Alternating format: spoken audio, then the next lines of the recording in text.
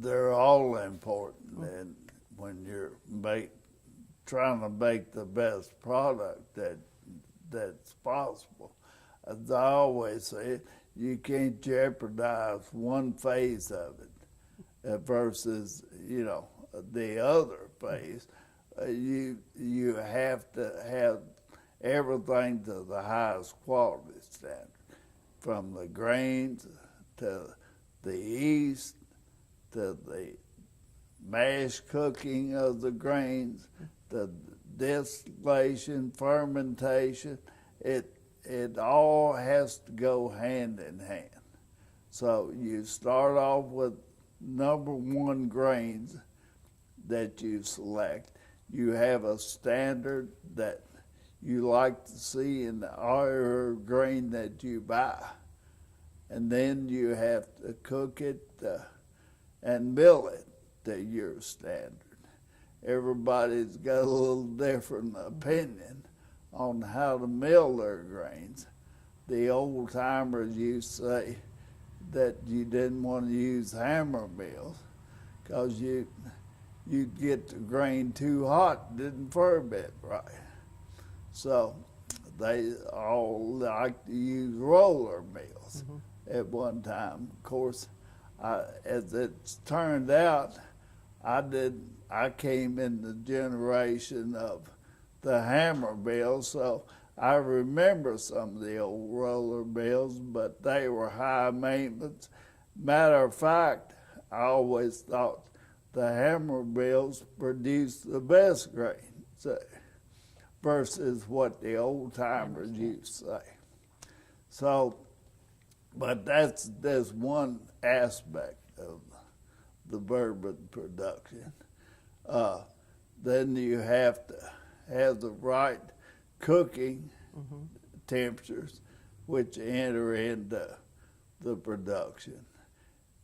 Everybody's probably, that varies from distiller to distiller, what they like and how long they cook their grains, when they enter certain grains in the process. So I always had my own thoughts on that.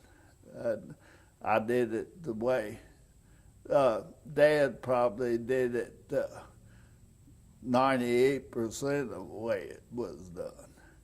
But I did vary it somewhat.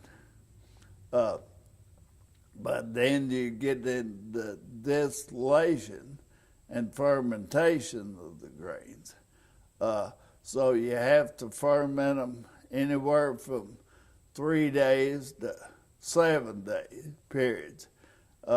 There's some thoughts that maybe 3 days not as good as 7, but we ran both, so I always thought there wasn't that much variation as long as you get the proper fermentation temperatures. So anyway, there's a big variation in the thinking of what takes to make good bourbon amongst different distillers. As I said, most master distillers have their own way of doing it. They like to produce those different products. They're all good. I always thought mine was a little better than maybe some of the rest of them, but they're all good though. I don't think anybody ever made any bad bourbon around that I knew of anyway. So anyway, they're very important.